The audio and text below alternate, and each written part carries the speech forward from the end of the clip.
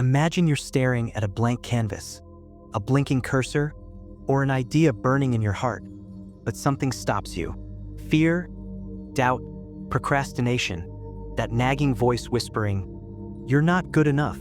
Sound familiar? Welcome to the battlefield of creativity, where every artist, writer, or dreamer faces a relentless enemy: resistance.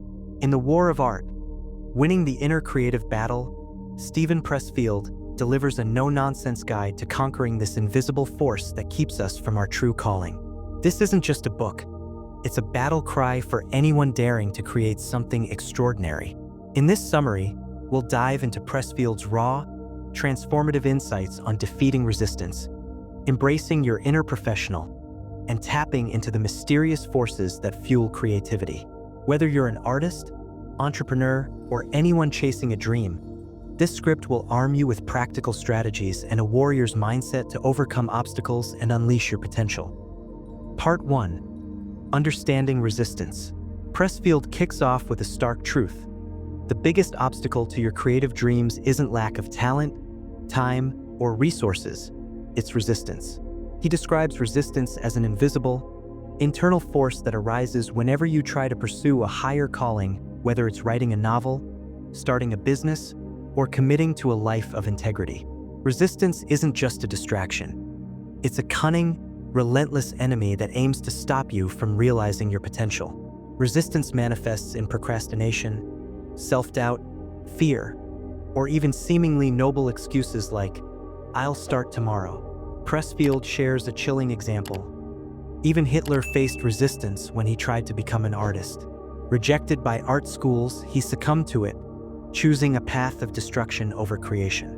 Resistance is universal, affecting everyone from aspiring writers to seasoned professionals like Henry Fonda, who vomited before every performance yet stepped onto the stage. Pressfield lists resistance's greatest hits, activities that trigger it, like pursuing creative arts, launching ventures, or taking principled stands. Its characteristics are insidious. It's invisible, internal, and fueled by fear. It lies, seduces, and strikes hardest when you're closest to success, like Odysseus' crew opening the bag of winds just as Ithaca came into view. But here's the kicker: resistance is also a compass. The more it fights you, the more important the task is to your soul's evolution. Recognizing resistance is the first step to defeating it. Part 2. The many faces of resistance. Resistance is a shapeshifter, wearing countless masks to derail you. Pressfield catalogs its symptoms with brutal honesty. Procrastination, the easiest to rationalize, "I'll write tomorrow." Self-dramatization, where we create chaos to avoid work, and self-medication, chasing quick fixes like drugs, shopping, or sex to numb the fear of creating. He shares a personal anecdote about his own battle with resistance while writing The War of Art, nearly abandoning it because a voice in his head claimed he wasn't a nonfiction writer. Resistance also thrives on external crutches.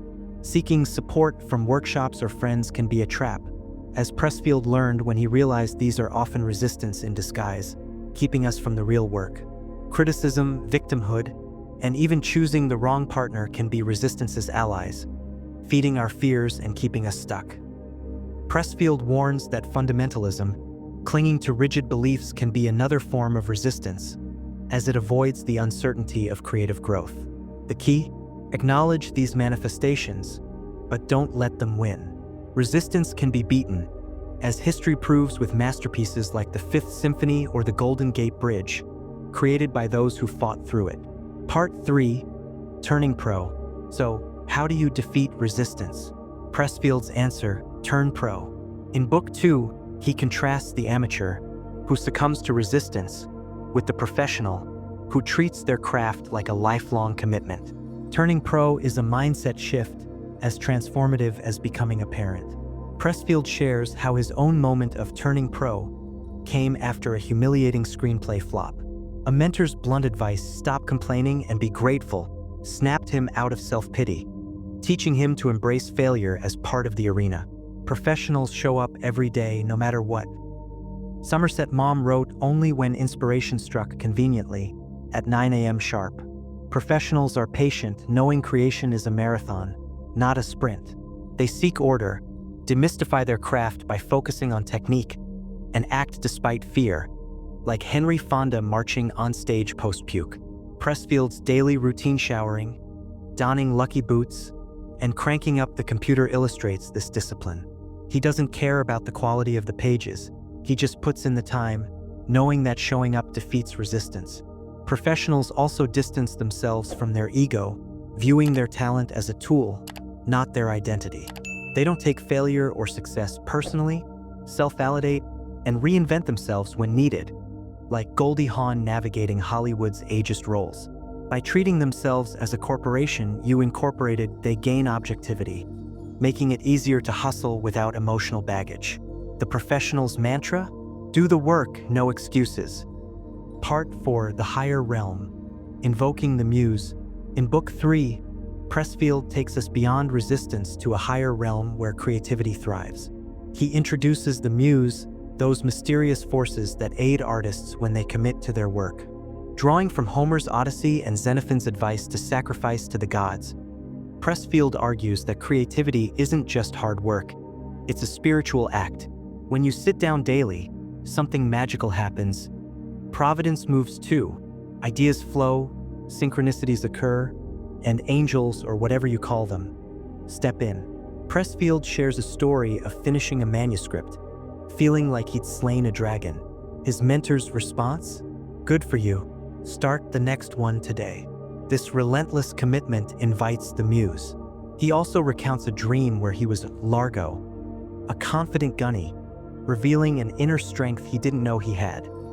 These moments, Pressfield suggests, come from the self, a deeper, divine part of us that contrasts with the ego's fear-driven resistance.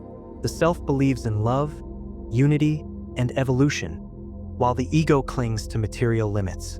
By aligning with the self, artists tap into an inexhaustible source of wisdom and inspiration. As William Blake's verse, "Eternity is in love with the creations of time," beautifully captures. Part 5, Territory versus Hierarchy. Pressfield introduces a powerful distinction: hierarchical versus territorial thinking. Most of us are raised hierarchically, defining ourselves by others' opinions. Think high school cliques or corporate ladders. This mindset is fatal for artists, as it leads to seeking external validation, like chasing applause or market trends. A hack, Pressfield says, writes for the audience, not their heart, prostituting their talent.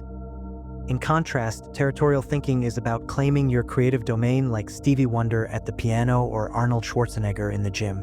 Pressfield shares how writing The Legend of Bagger Vance as a novel, despite knowing it might not sell, led to unexpected success because he trusted his inner voice.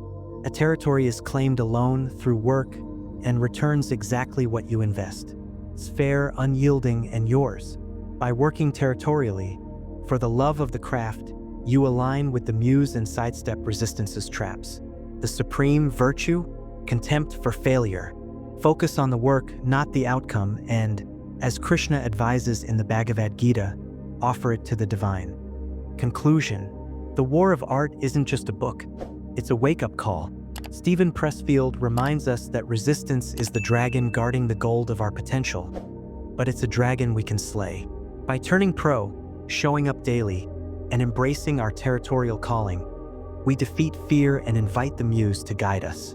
Your unlived life, the symphony unwritten, the business unlaunched, the dream unpursued hurts not just you but the world. As Pressfield says, creative work is a gift to the planet. Don't cheat us of your contribution. Ready to fight? Start today. Pick one task, write a page, sketch an idea, take a step toward your calling. Sit down, ignore the voice of resistance, and do the work. The muse is waiting, and the universe is rooting for you. Thank you for joining me in this battle plan for creativity.